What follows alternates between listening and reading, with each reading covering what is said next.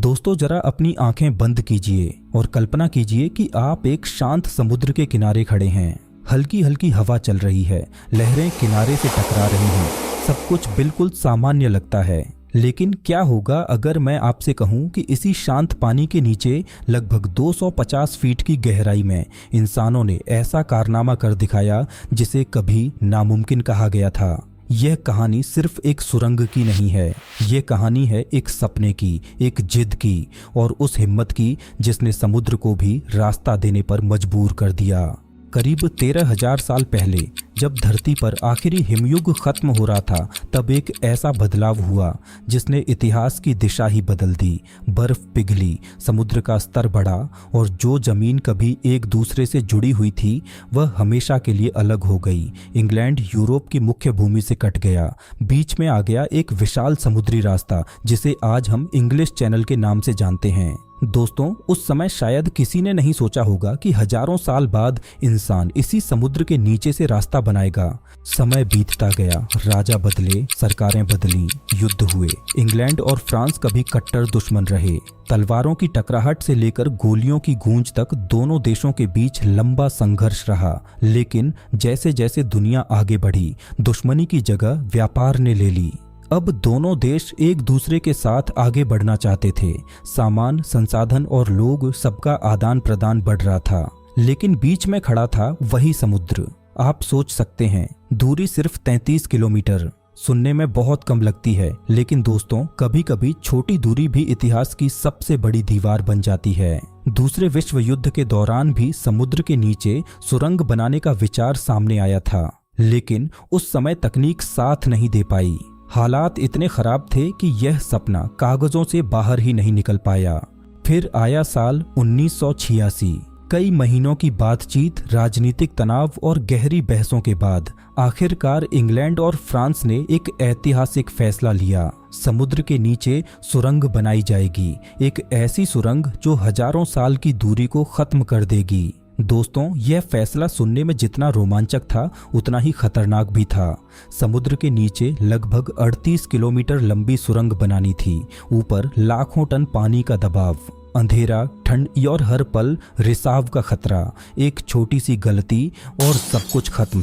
Engineer जानते थे यह सिर्फ एक कंस्ट्रक्शन प्रोजेक्ट नहीं है, यह एक जुआ है जिसमें दांव पर पैसा ही नहीं इंसानों की जान भी लगी है। इस प्रोजेक्ट का नाम रखा गया चैनल टनल, लेकिन नाम से ज्यादा बड़ी थी इसकी चुनौती, क्योंकि इससे पहले दुनिया में कभी इतने बड़े पैमाने पर समुद्र के नीचे सुरंग नहीं बनाई गई थी।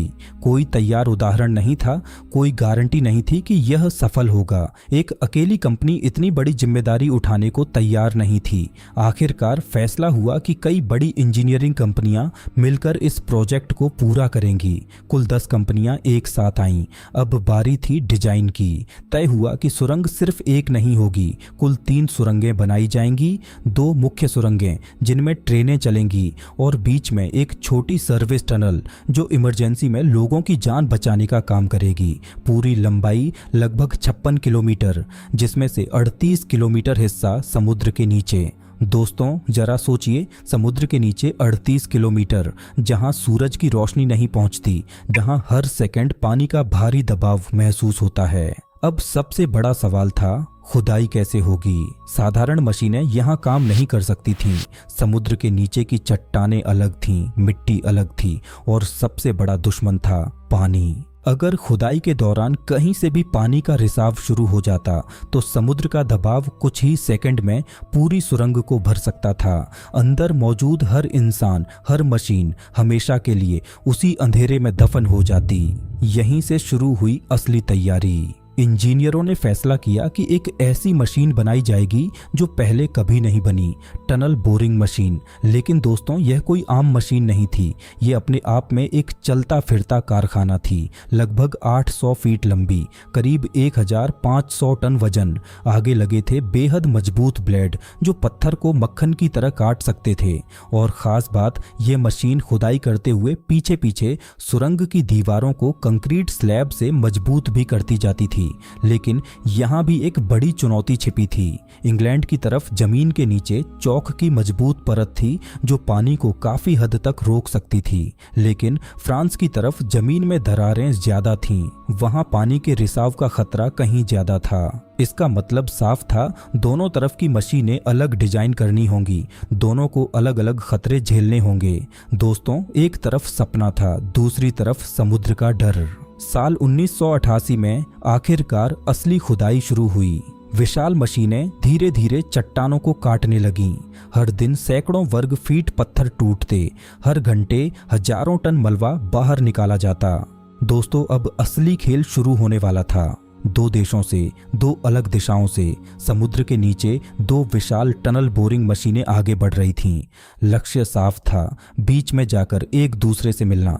लेकिन यह कोई सीधी सड़क नहीं थी, यह समुद्र के नीचे अंधेरे में चट्टानों के बीच एक अदृश्य रास्ता था। जरा सोचिए, अगर दोनों मशीनें एक दूसरे से सिर्फ 1 डिग्री भी गलत दिशा में बढ़ती तो 38 किलोमीटर बाद वे कई मीटर दूर निकल जाती। और दोस्तों, समुद्र के नीचे एक बार रास्ता गलत हो गया तो उसे सुधारना लगभग नामुमकिन था। इसीलिए इस प्रोजेक्ट की सबसे बड़ी चुनौती थी परफेक्ट अलाइनमेंट। इंजीनियरों ने इसके लिए एक बेहद एडवांस सिस्टम तैयार किया, लेजर बीम गाइडेंस सिस्टम। एक लेजर इंग्लैंड वाली मशीन पर लगाया गया और दूसरा फ्रांस वाली मशीन पर। दोनों मशीनें हर सेकंड अपनी पोजीशन, एंगल और दिशा को मॉनिटर कर रही थीं। जैसे ही जरा सा भी बदलाव आता, कंप्यूटर तुरंत सिग्नल देता और हाइड्रोलिक जैक मशीन की दिशा को मिलीमीटर के स्तर पर एडजस्ट कर देते। दोस्तों, यह सिर्फ खुदाई नहीं थी, यह गणित, टेक्नोलॉजी और धैर्य की लड़ाई थी। दिन बीतते गए, हफ्ते महीनों में बदल गए, मशीनें चट्टानों को काटती रहीं। हर दिन करीब 750 वर्ग फीट चट्टान काटी जा रही थी। हर घंटे हजारों टन मलबा बाहर निकाला जा रहा था। लेकिन जैसे जैसे सुरंग आगे बढ़ती, खतरा भी बढ़ता, क्योंकि समुद्र का दबाव हमेशा सिर पर था। अगर कहीं से भी पानी का रिसाव शुरू हो जाता तो कुछ ही सेकंड में सब कुछ खत्म हो सकता था। इसीलिए मशीन के पीछे पीछे कंक्रीट के गोल स्लैब लगाए जाते थे। हर स्लैब एक रिंग की तरह सुरंग को पकड़ लेता था। दोस्तों, पूरे प्रोजेक्ट में करीब 75 लाख कंक्रीट स्लैब लगाए गए। हर रिंग का वजन लगभग 40 टन। इतना कंक्रीट इस्तेमाल हुआ कि उससे कई गगनचुंबी इमारतें बनाई जा सकती थीं। कल्पना कीजिए उस माहौल की, चारों तरफ मशीनों की आवाज, अंधेरा, नमी और ये एहसास कि ऊपर लाखों टन पानी है। फिर आया वो समय जिसका सबको इंतजार था। 3 साल की लगातार खुदाई के बाद दोनों सुरंगों के बीच सिर्फ 100 मीटर का फासला बचा था। सांसें तेज हो गई थीं। दबाव सिर्फ समुद्र का नहीं था, इंजीनियरों के दिमाग पर भी था। अगर इस आखिरी चरण में जरा सी भी गलती हो जाती तो सालों की मेहनत बेकार हो सकती थी। फिर धीरे धीरे दूरी घटती गई और आखिरकार वह पल आ गया जब दोनों सुरंगों के बीच सिर्फ कुछ इंच का फर्क रह गया। दोस्तों, यह सिर्फ एक तकनीकी उपलब्धि नहीं थी, यह इंसान की सटीकता की जीत थी। दोनों सुरंगें लगभग परफेक्ट तरीके से मिलीं। फर्क सिर्फ कुछ इंच का था जो तय सीमा के अंदर था। लेकिन कहानी यहाँ खत्म नहीं होती, क्योंकि अब सामने खड़ी थी एक नई समस्या और शायद सबसे अजीब फैसला भी। टनल बोरिंग मशीन का डायमीटर लगभग 50 फीट था, लेकिन पीछे लगाए गए कंक्रीट स्लैब के बाद सुरंग का अंदरूनी डायमीटर घटकर लगभग 46 फीट रह गया था। मतलब साफ था, मशीन अंदर तो आ गई थी, लेकिन अब वह बाहर नहीं निकल सकती थी। दोस्तों, सोचिए उस पल को। 1500 टन की विशाल मशीन जिसने समुद्र के नीचे रास्ता बनाया, अब खुद उसी रास्ते में फंस चुकी थी। इंजीनियरों के सामने सवाल था, क्या इसे तोड़कर बाहर निकाला जाए या फिर हमेशा के लिए यहीं छोड़ दिया जाए।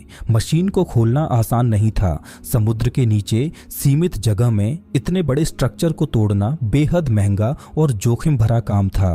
काफी गणना और चर्चा के बाद एक फैसला लिया गया। इंग्लैंड वाली मशीन को नीचे की ओर मोड़ दिया जाएगा और उसे जमीन के अंदर गहराई में ले जाकर वहीं दफन कर दिया जाएगा। दोस्तों, यह सुनने में अजीब लगता है। जिस मशीन ने यह असंभव काम किया, उसे ही समुद्र के नीचे हमेशा के लिए छोड़ दिया गया।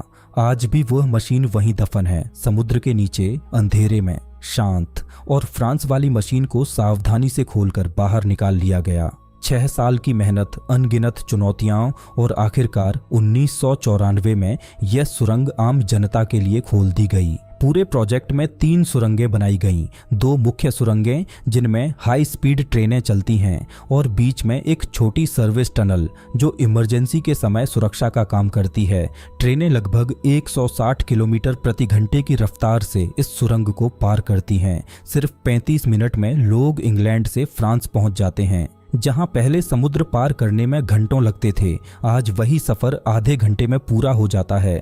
दोस्तों, यही थी समुद्र के नीचे बनी उस सुरंग की कहानी। दोस्तों, अगर आपको यह कहानी पसंद आई हो तो वीडियो को लाइक जरूर करें, चैनल को सब्सक्राइब करें और कमेंट में बताएं अगला कौन सा रहस्यमयी प्रोजेक्ट जानना चाहते हैं।